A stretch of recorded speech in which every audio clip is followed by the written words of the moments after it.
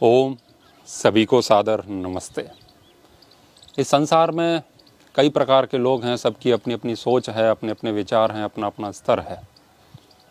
तो कुछ लोग ऐसे समूह से आते हैं जिनको आप अध्यात्म की बातें बताओ, उन तक कैसे भी करके बस एक बार संकेत पहुंच जाए अच्छी बातों का। वेद की, दर्शन, उपनिषद की बातें, कहीं से भी गीता की बातें उन तक पहुँचें, संत महात्माओं की वाणी उन तक पहुँचे, तो उनके मन में कौतूहल होता है और वे अध्यात्म के मार्ग पर आगे बढ़ जाते हैं, धर्म पथ पर चलने लगते हैं। तो जैसे ही उनका प्रवेश होता है तो उनके साथ एक बहुत बड़ी समस्या होती है, वो है सामाजिक परिवेश। जो उनके मित्र हैं वे उनसे दूर भाग जाते हैं और कई सारे शत्रु बन जाते हैं, क्योंकि उनका कहने का तरीका, उनके विचारों में परिवर्तन हो जाता है। तो जब वे दूसरे के साथ व्यवहार करते हैं तो उनके व्यवहार में अंतर होता है, तो फिर और लोग उनसे दूसरे प्रकार का व्यवहार करते हैं। ऐसे मानते हैं ये अछूत हो गया, क्योंकि वो बातें करता है भगवान, आत्मा, परमात्मा, ये जगत ऐसा है वैसा है। तो वो कहते हैं चलो पागलपंथी की बात मत करो। अब ऐसी शिकायतें बहुत आती हैं। बहुत सारे लोग कहते हैं जब से हम अध्यात्म के मार्ग पर आगे बढ़े हैं तब से ये समस्याएं हमको होने लगी हैं। तो ये स्वाभाविक सी बात है, होगा ही, सबके साथ होगा। और हमारा जो जगत है वो एक पागल खाना है, इसमें सब लोग पागल रह रहे हैं। एक व्यक्ति जब पागल हो गया तो उसे पागल खाने में ले जाया गया, तो उसमें बहुत सारे पागलों की उसने गतिविधियां देखी, तो वो भी पागल था, तो उसे कोई बेचैनी नहीं हुई, बिल्कुल बेचैनी नहीं हुई। जैसे वो रह रहे हैं, कोई किसी के वस्त्र फाड़ रहा है, कोई किसी के जुएं देख रहा है, कोई किसी के बाल खींच रहा है, कोई दीवार पर चढ़ने का प्रयास कर रहा है ना, कोई मिट्टी खा रहा है, कोई चिल्ला रहा है, कोई रो रहा है, कोई हंस रहा है। ये सारी गतिविधियां हो रही थी, और लेकिन वो भी पागल था, इसीलिए उसको कुछ समझ नहीं आया कि चल क्या रहा है। वो भी वैसे ही कर रहा था उनके साथ, लेकिन उसने क्या है, गलती से फिनाइल पी ली। तो फिनाइल उसको पता नहीं कैसे शूट कर गई, जैसे भी उसको काम करना था वो कर दिया, उसका पागलपन उस फिनाइल से दूर हो गया। अब कुछ एक डोज होता है कि इसको इतने दिन रखेंगे, एक सीमा थी कि कम से कम 7 दिन तो रखना ही पड़ेगा, तो जितने भी दिन का था, तो उसके दिन पूर्ण होने को थे, उससे वो 2-3 दिन पहले ही ठीक हो गया। अब वो ठीक हुआ तो उसने पागलों की सारी जो करामात थी देखी, उसने उनका दिग्दर्शन किया, उन्होंने देखा ये सब चल क्या रहा है भैया, कोई कुछ कर रहा है, कोई कुछ कर रहा है। अब उन पागलों को देख देख करके उसकी स्थिति खराब हो गई। अब उसको कोई खींच रहा है तो अब उसे समझ आ रहा है कि मुझे लोग खींच रहे हैं। कोई उसके वस्त्र फाड़ रहा है तो वो चीख रहा है सच में, लेकिन जो वहाँ के अधिकारी हैं, कर्मचारी हैं, वो समझ रहे हैं कि विभिन्न प्रकार के पागल होते हैं। ये भी एक घटना है कि ये औरों से दूर भाग रहा है, ये भी पागलपन का हिस्सा है। अब वो कह रहा है अंदर से कि मैं पागल नहीं हूँ, मैं ठीक हो गया हूँ, मैं पागल नहीं हूँ, मुझे यहाँ से बाहर निकालो। तो ये बात तो चर्चित है ही, सब जानते हैं कि हर पागल ये कहता है मैं पागल नहीं हूँ। तो ऐसी बात सुन करके उनकी बात को किसी ने गंभीरता से लिया भी नहीं।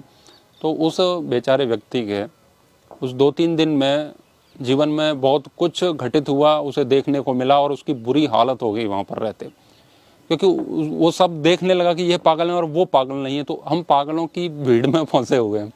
जब थोड़ी सी समझ आती है कि ऐसा है तो फिर हम इन्हें देखते हैं, तो फिर लगता है हम कहाँ फंसे हुए हैं। जब हम उनसे दूर होते हैं तो वो हमारे साथ खींचतान करते हैं, तो फिर हम चीखते चिल्लाते हैं ये क्या हो रहा है। तो वो उनका व्यवहार है, वो पागल है मानसिक रूप से। वो ऐसे पागल नहीं है वस्त्र फाड़ने वाले, लेकिन मनोरोगी तो है ही, है ना। सांसारिकवाद जो है, भोक्तावाद जो है, अति से ज़्यादा, वो सब पागलपन ही है।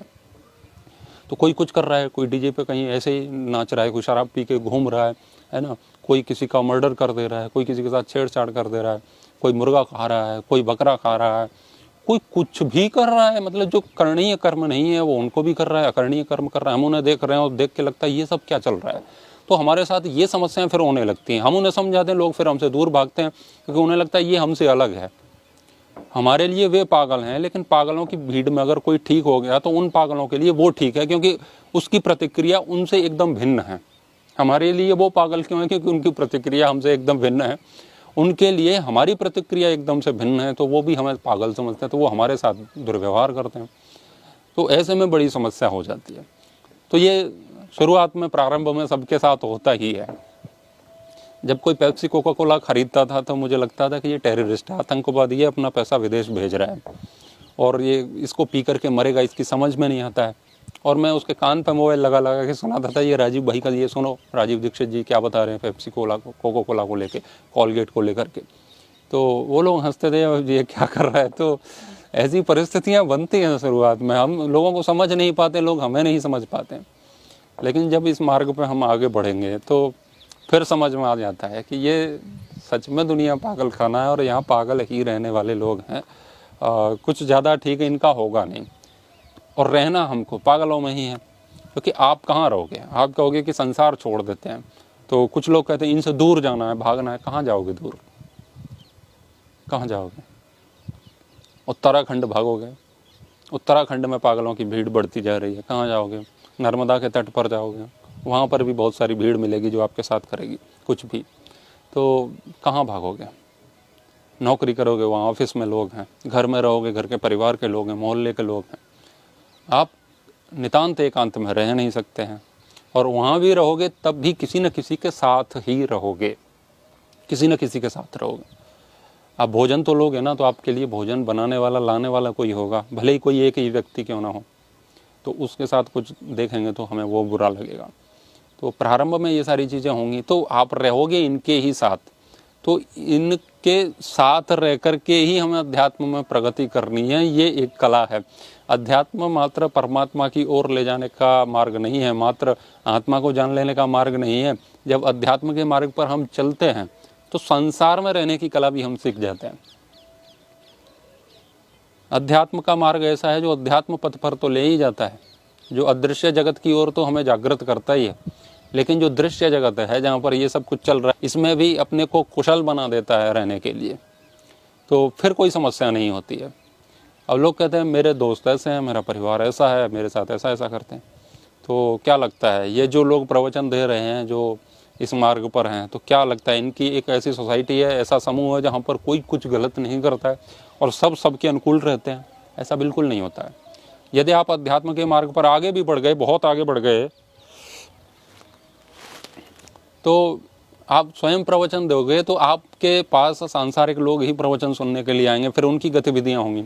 आप शिविर लगाओ तो पता चलेगा कैसे कैसे लोग आते हैं और फिर उनके लिए क्या क्या करना पड़ता है, उनको कैसे कैसे मैनेज करना पड़ता है ना। तो सांसारिकों को भी समझाना है। अगर आगे भी बहुत आगे बढ़ गए हैं आप इस मार्ग में, तब भी तो रहना तो उनके ही बीच में है, घर परिवार में रहना है। तो और आप सोच रहे हैं जंगल में जाके कुटिया बना के साधुओं में रहोगे, तो वहाँ भी साधुओं के बीच में हो, और साधुओं की अपनी अपनी गतिविधियाँ, उनका भी नेचर सबका अलग अलग होता है, चरित्र, वहाँ भी समस्या होती हैं, खटपट होती ही रहती है। तो कहीं ना कहीं तो रहना है। तो फिर हम जहाँ हैं वहाँ रहने की कला सीखें, तो हम आंतरिक रूप से परमात्मा से जुड़ें, आत्मा से जुड़ें। बाह्य जगत में हम बाहर के लोगों से जुड़ सकते हैं, कोई समस्या नहीं है।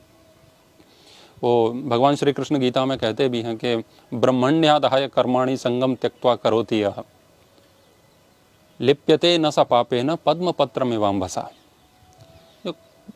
ब्रह्म में अपने कर्म को अर्पित करते हुए कर्म करो, और जो ऐसा करता है वो बिल्कुल वैसे ही पाप से लिप्त नहीं होता है जैसे कि कमल का पत्र जल में रहते हुए भी कमल का पुष्प जल से निर्लिप्त रहता है।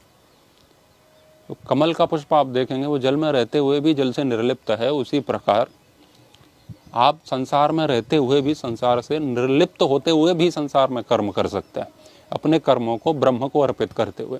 तो आप जो भी कर रहे हैं वो सब परमात्मा के लिए करें, उसी का आदेश समझ करके करें, तो हम उससे लिप्त नहीं होते हैं। फिर किसी के भी साथ हम व्यवहार करें, कोई उससे समस्या नहीं होने वाली है।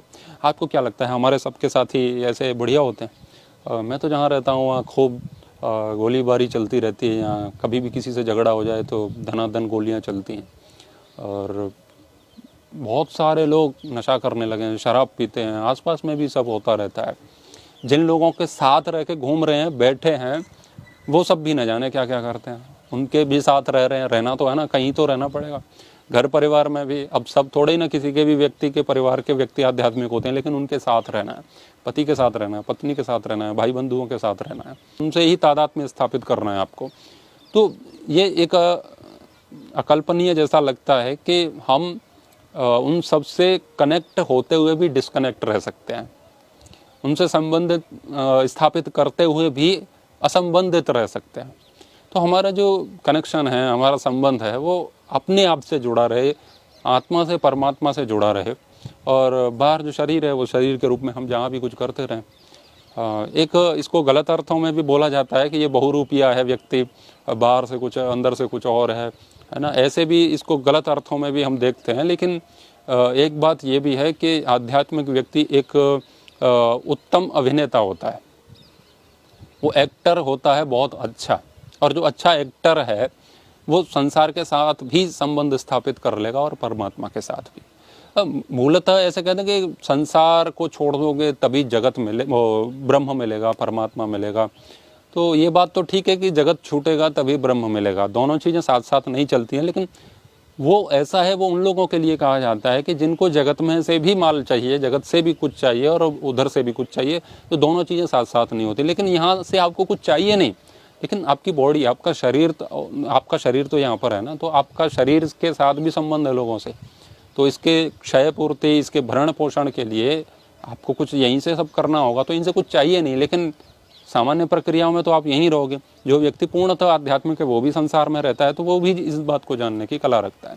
तो अंदर से हम कुछ और बने रहें, हम अध्यात्म के मार्ग पर बढ़ते रहें, प्रभु का स्मरण होता रहे, और तर्क वितर्क जो भी है, बुद्धि समर्पण, जो भी भगवान के प्रति, जो भी भगवान को जिस रूप में भी मानता है, जिस नाम का उच्चारण करता है, कोई राम बोलता है तो कोई कृष्ण बोलता है, कोई ओम बोलता है, कोई कुछ भी बोलता है, उससे क्या फ़र्क पड़ता है। तो बाहर से वो सबके साथ सेट हो लेता है। बाहर से दिखेगा कि ये क्या आध्यात्मिक व्यक्ति, अध्यात्म की बातें करता है, ये देखो उसके साथ घूम रहा था, ये बीड़ी पीता है, ये सिगरेट पीता है, शराब पीता है, ये जुआ खेलता है। तो साथ रहना नहीं है, लेकिन जहाँ भी आप जाओगे तो बस में भी कई प्रकार के लोग मिलेंगे, ट्रेन में भी मिलेंगे, है ना। अब घर में आपका भाई नशा करता है, क्या करोगे? उसे गीता थोड़ी ना समझ में आनी है, उसे उपनिषद थोड़े ही ना समझ में आने। तो जैसा है वैसा है, उसके साथ चल लेंगे। तो क्योंकि आंतरिक रूप से हम परेशान नहीं है ना, आंतरिक रूप से तो हम दूसरे के लिए कर्म कर रहे हैं, दूसरे का आदेश है। अब कमिश्नर का आदेश आ जाए नीचे किसी पुलिस वाले सिपाही पर कि आपको यहाँ खड़े होना है, यहाँ चेकिंग करनी है, तो वो एक ड्यूटी करता है बस। वो देखेगा, उसको जो दायित्व दिया है उसका पालन करेगा। फिर उसके बाद में वहाँ क्या हो रहा है, क्या नहीं हो रहा है, ड्यूटी समाप्त होने के बाद या ड्यूटी के चलते भी कुछ भी होता है, उसके लिए उसकी जिम्मेदारी नहीं है। जितना कार्य उसे दिया गया है वो निर्लिप्त भाव से कर्म कर रहा है, अंदर से वो परेशान नहीं है कि ये सब क्या चल रहा है, बस ऐसे ही ड्यूटी करनी है हमको। आंतरिक रूप से हमें अध्यात्म में बढ़ने के से कोई नहीं रोक सकता है।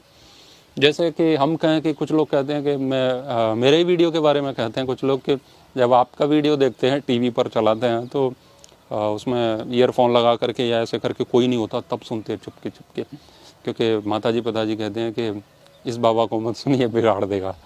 तो हालांकि आप अभद्र गाने और वेब सीरीज आप कुछ भी ओपन करके चला सकते हैं, घर वालों को कोई आपत्ति नहीं है, उनको लगता है कि ये ठीक है, कोई दिक्कत नहीं, बिगाड़ते तो केवल ऐसे ही लोग हैं। तो खैर वो घर वालों की मानसिकता है, तो ठीक है, वो आपको बाहर से नहीं सुनने दे रहे हैं। आप जब भजन गाने का मन कर रहा है तो भजन आपको गाने नहीं दे रहे हैं, जो भी है, लेकिन आप मन से तो कोई नहीं रोक सकता ना। ये व्यवस्था परमात्मा ने ऐसी बनाई है कि आप मन में किसके प्रति सोच रहे हैं, किसके प्रति प्रेम रखते हैं, इसको कोई कंट्रोल नहीं कर सकता, सम्राट भी नहीं, पुलिस भी नहीं, कोई नहीं, किसी को पता ही नहीं आपके मन में क्या चल रहा है। तो ठीक है, आप भजन गा नहीं सकते, लेकिन अंदर से तो भजन में रह ही सकते हैं परमात्मा के में, है ना। जैसे किसी भी संत का, महात्मा का जिससे आप प्रभावित हैं, तो उनका गुणगान अपने घर में नहीं कर सकते, लेकिन अंदर से तो कर ही सकते हैं कि उनकी बड़ी कृपा है, उनके कर्म से, उनकी प्रेरणा से, उनके वचनों से मेरे जीवन में आनंद आता है। तो उसके लिए आंतरिक रूप से तो चिंतन कर ही सकते हैं। मन से तो हम समर्पण किसी के प्रति भी कर सकते हैं, मन से तो प्रेम हम कहीं भी कर सकते हैं। और अध्यात्म होता है किससे? मन से, तन से नहीं होता है। आप सोचे कि आप नीले पीले वस्त्र पहनो और दाढ़ी बाल और ये तिलक चंदन और जो भी, मतलब जो बाहर का जैसा जैसा दिखता है हमें समझ में आता है वैसा ही करो, उसकी भी क्या आवश्यकता है। जैसा है ठीक है, घर वालों वहाँ सब ये सब चीज़ें नहीं चल रही हैं, तो आप जीन्स का पैंट पहन के, टी शर्ट पहन के भी आप भक्ति में मस्त हो सकते हैं, कोई समस्या नहीं है उसमें। क्योंकि अंदर से तो हमें भगवान से जुड़ना है ना, अंदर से तो हमें राम से, परमात्मा से जुड़ना है, कृष्ण से जुड़ना है, जो भी हमारा आराध्य है। तो कौन रोकेगा हमें अंदर से? न तो उसका कोई चित्र दिख रहा है बाहर से, कोई भी कर्म ऐसा नहीं है जैसे कोई रोक दे। तो अंदर से हमें क्या नहीं करना है, हमें जीवों के प्रति दया करनी है, हमें किसी के प्रति समर्पण करना है। और मैं जगत को ऐसे देख रहा हूँ कि जगत ऐसा है, नश्वर है और ये अनित्य है, अणु परमाणु में विभक्त करके इसे हम देख रहे हैं। जो भी देख रहे हैं, कौन रोकेगा? आप शादी पार्टी में खड़े होकर के भी ये चिंतन कर सकते हैं, और होता है जब इसमें आप एक्सपर्ट हो जाते हैं ना। जैसे साइकिल शुरू में चलाते हैं तो पीछे पकड़ करके जो चलवाता है हमसे, तो वो कहता है पेडल पर ध्यान मत दो, सामने देखो। तो हमारा ध्यान पेडल पर ही जाता है और हम सामने देखते हैं और वो ऐसे ऐसे हैंडल घूमता जाता है, गिरती जाती है। तो समझाने वाला समझाता है ये सब क्या कर रहे हो, सीधे सीधे चलाओ ना, उसमें कोई समस्या ही नहीं है। लेकिन जो साइकिल चलाना सीख गया है, अब उसके पेडल भी अपने आप चलते रहते हैं और हैंडल भी बस वो पकड़ रखा है, उसका चिंतन कहीं और ही चलता रहता है और साइकिल चलती रहती है। जब ब्रेक की आवश्यकता होती है ब्रेक लग जाती है और जब स्पीड देनी है तो पेडल में गति बढ़ा देते हैं। सब अपने आप होता है, हमारा ध्यान कहीं और ही रहता है। जब हम एक्सपर्ट हो जाते हैं हम उसमें, तो फिर साइकिल अलग चलती रहती है, मन कहीं और चलता रहता है। बिल्कुल ऐसा ही संसार में भी, इसमें अध्यात्म के मार्ग में भी हो सकता है। मन कहीं और चलता रहे और साइकिल यहाँ चलती रहे। तो बाहर के लोग तो बाहर ही देखेंगे कि क्या है, अंदर का कुछ देख नहीं सकते। तो हम कहते हैं कि ये नहीं करने देते, घर वाले ऐसे नहीं करने देते, अध्यात्म में बाधा है। ठीक है, वो परिस्थितियाँ परेशान तो करती ही हैं, लेकिन यदि हम सही से समझ गए हैं अध्यात्म को और उसमें कुशल हो गए हैं, तो योगः कर्मसु कौशलम जैसे कहते हैं, तो हम कुशल हो गए हैं उससे। तो बाहर से हम करते रहते हैं, जैसे कायेन बुद्ध्या मनसा केवलैरेन्द्रियैरपि। भगवान कृष्ण कहते हैं कि आप काया से, मन से, बुद्धि से, है ना, सभी इंद्रियों से बाहर से कर्म करते रहो, लेकिन संगम त्यक्त्वा आत्मशुद्ध है। आप आत्मशुद्धि के लिए आसक्ति का त्याग करके भी कर्म कर सकते हैं, उससे आपका कल्याण होगा। तो यंत्रवत हम कर्म कर सकते हैं, बाहर से चमड़ी से हम कुछ भी कर सकते हैं, लेकिन हृदय हमारा परमात्मा की ओर हो, आत्मा की ओर हो। और जगत को हम देखें कि ये सब चल क्या रहा है, हम पूरा ऐसे देख सकते हैं कि ये पर्दे पर फिल्म चल रही है बस। और ऐसे गाने आपने सुने ही होंगे कि भीड़ में भी तन्हा थे हम, 100 में भी अकेले हैं, ऐसे करके गाना था। तो भीड़ में भी हम अकेले रह सकते हैं और समय तो लगेगा, समय लगेगा इसमें थोड़ा सा। अभी की जो बेचैनी है उसके लिए तो कोई कुछ नहीं कर सकता, क्योंकि यदि प्रारंभ है तो बातें समझाने से आती नहीं है। कुछ चीज़ें ऐसी हैं जो जिसके लिए समय चाहिए होता है और वो समय से ही समझ में आती हैं। तो जब कोई भी व्यक्ति जो प्रारंभ कर चुका है इस मार्ग में, उसके साथ ये बाधाएं आ रही हैं, तो जब आगे बढ़ेगा तो सब समझ जाएगा। फिर उसकी आवश्यकता नहीं रहेगी कि कौन शत्रु है कौन मित्र है। फिर आपका व्यवहार ऐसा हो जाएगा, लोग आपको फिर इसी रूप में स्वीकार कर लेंगे कि ये ऐसा ही है। फिर उनको ना आपसे कोई समस्या शिकायत कुछ नहीं है, और होगी तो बनी रहेगी। दूसरों की समस्या और शिकायतों से करना क्या है, हमारा मार्ग सही है, हम उस पर चल रहे हैं। तो जैसे फिल्मी एक्टर होता है, उसे पता है मैं बस एक्ट कर रहा हूँ, कुछ नहीं है, ये क्रिया है बाहर से कैमरे पर। तो अंदर से वो समझता है मैं ये सब क्यों कर रहा हूँ और मैं कौन हूँ, वो उस फिल्म का किरदार है बस, और कुछ नहीं है। तो ऐसे ही बस हमें जन्म मिला है इस पृथ्वी पर, तो हमारा भी हम भी एक पात्र के रूप में हैं। तो हमारा पात्र, हम अभिनेता हो सकते हैं पिता के रूप में, पत्नी के रूप में, भाई के रूप में, तो बस एक एक्ट है। तो हम बाहर के क्रियाकलापों से वो सब कर सकते हैं, आंतरिक रूप से हम समझ सकते हैं कि ये सब चल क्या रहा है। तो दृष्टा भाव से देख सकते हैं, तो फिर आनंद ही है और क्या है। फिर कोई समस्या कोई शिकायत के लिए कोई स्थान बचता ही नहीं है।